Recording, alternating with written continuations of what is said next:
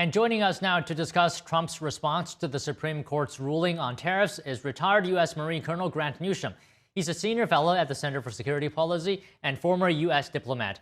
And we have retired Navy Captain Armen Kurdian. He's the foreign policy and national security analyst and California state candidate. Thank you both for joining us this afternoon. So Trump says he plans to use other means to replace these tariffs. I want you to take a look at what Trump had to say about this case. We were being ripped off by almost every single country in the world had some massive surpluses. China had hundreds of billions of dollars in surpluses with the United States. They rebuilt China. They rebuilt the army. We built China's army by allowing that to happen. I have a great relationship with President Xi, but he respects our country now. Now, what we've done, I charged China a 20% tariff as a penalty for sending fentanyl in. And that was 20 times more than they could make by selling fentanyl. And I said, at some point you're going to say, and they have reduced it. Fentanyl is down by more than 30% coming into our country. So, Armen, what does this mean? What does this ruling mean for national security? From a national security perspective, it means basically that the Trump is going to have additional options at his disposal to go forward. I was a little concerned that the Supreme Court was going to turn down some of his tariffs, that he was looking to do kind of reciprocal things. But I was a little surprised that they ruled that he didn't have that emergency power in terms of a national security aspect to impose tariffs under IEEPA, although apparently he does under other circumstances. So he's going to try to figure out what he actually needs to do.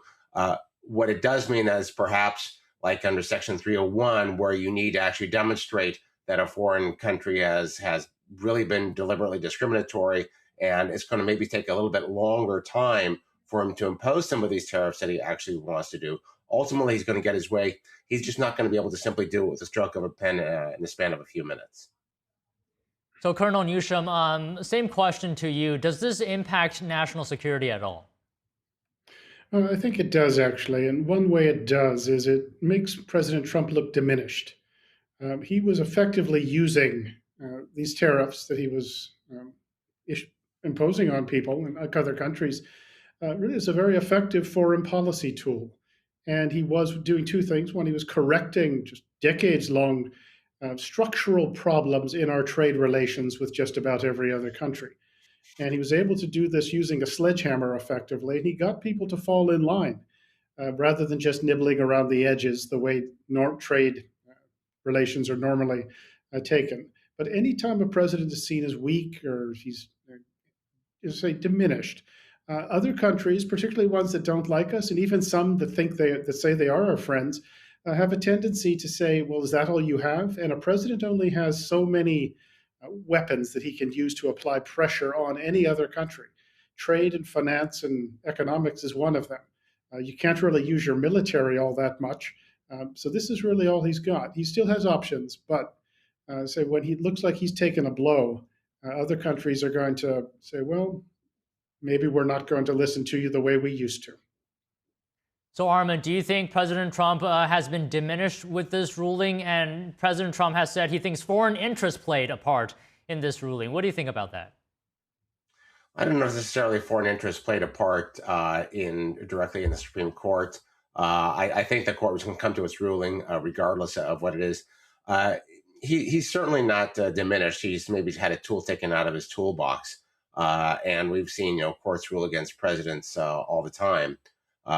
One of the things that, the court didn't really rule on was, like, for example, refunds and whether force the president's hand to actually issue refunds, which I think is going to be very problematic to actually enact. I mean, let's not forget, under the Biden administration, Joe Biden gave away hundreds of billions of dollars in student loan giveaways, and they weren't forced to give any of that money back when the court ruled against them. So, the court was trying to be a very strict ruling of what it was without necessarily limiting the president's powers. They haven't really limited the president's powers. They simply said that the president was acting powers that he didn't really have going forward. But Trump is Donald Trump. He's certainly a unique individual. He will find a way to make his point known.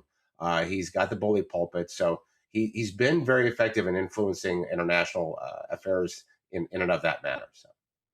Colonel, interpret for us when President Trump said he thinks foreign interests influenced this ruling, played a part in it. Well, he's got a point of sorts because foreign interests basically have access to America's best lawyers and lobbyists to push their positions. And that is, just the way it always is. And these, as I say, they're able to get American proxies to do their bidding for them. And that does apply. If you look at who, say, brought some of these cases, you're always going to see the hand of China in there. And they've got no shortage of people who will bring the cases for them and do everything they can to represent China's interests rather than considering what country's name is on their own passport. So he has a point. You have to track back at it a little bit. But you'll find that American importers are going to bring all sorts of suits now to try and get some of their money back. But it's going to be a mess, at least for a few months. Okay, so I have another clip here with me of President Trump saying that there's certainty now with this ruling. Let's just take a quick look. We were being ripped off by almost every single country in the world had some massive surpluses. China had hundreds of billions of dollars in surpluses with the United States. They rebuilt China. They rebuilt the army. We built China's army by allowing that to happen. I have a great relationship with President Xi, but he respects our country now. Now, what we've done, I charged China a 20% tariff as a penalty for sending fentanyl in. And that was 20 times more than they could make by selling fentanyl. And I said, at some point you're going to say, and they have reduced it. Fentanyl is down by more than 30% coming into our country. Okay, I think that was a different different clip than I intended. But Armen, let's roll with it. Your analysis on what President Trump said there.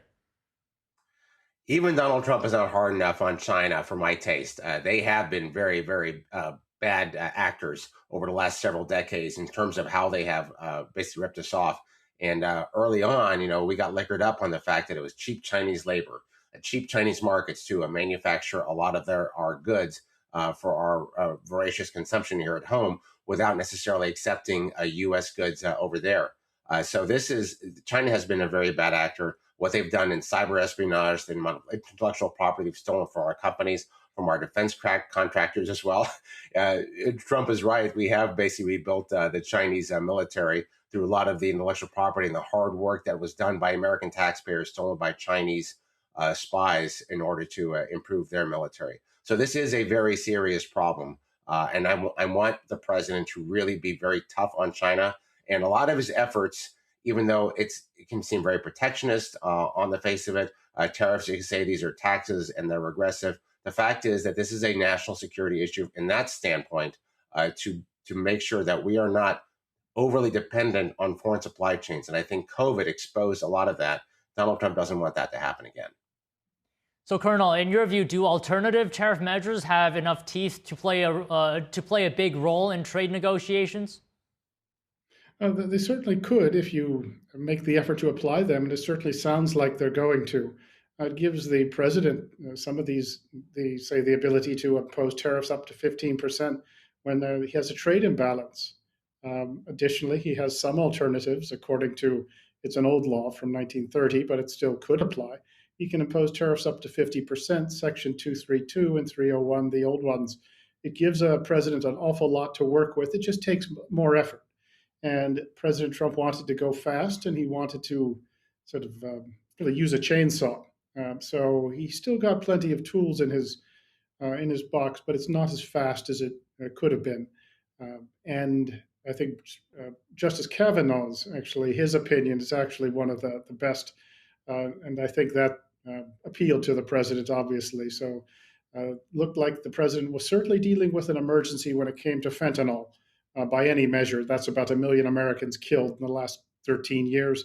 Whether or not the trade imbalances that have built up over 70, 80 years, that was an emergency, can be argued.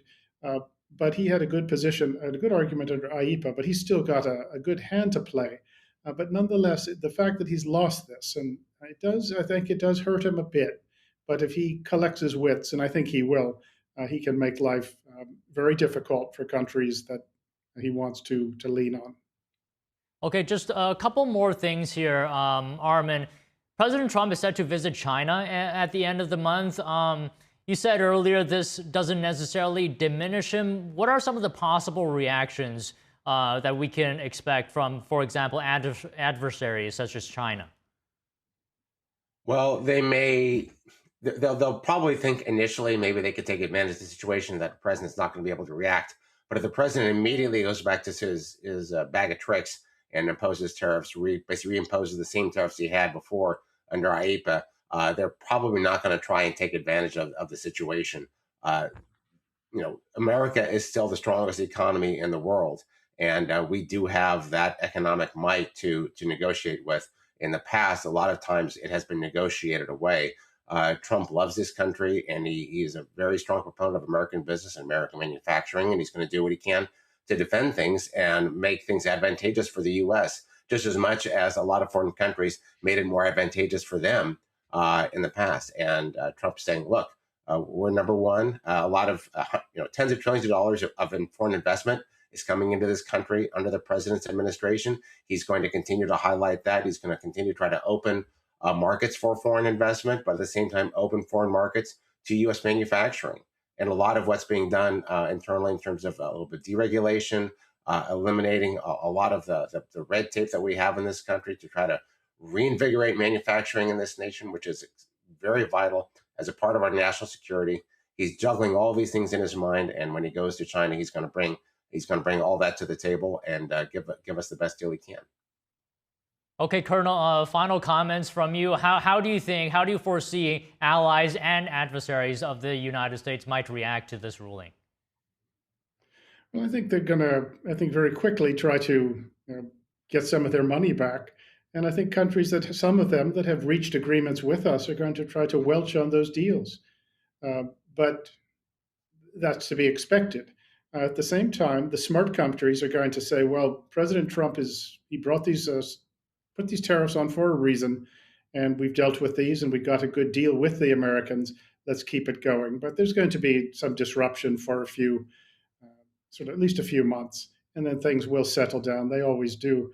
But I am concerned that you will find some countries that may say, well, President Trump has really no other tools that can really hurt us. His ability to impose tariffs so quickly and really so aggressively, something they weren't used to. And so absent that, I think we may find some countries that don't want to cooperate with us, not just on economics, but on some other things as well. So I like the idea, that the president was able to impose tariffs, sort of high ones, almost at a whim, not at a whim, but to get response and to get countries to do what they needed to do. It was a free ride for too many countries for too long when it came to trade.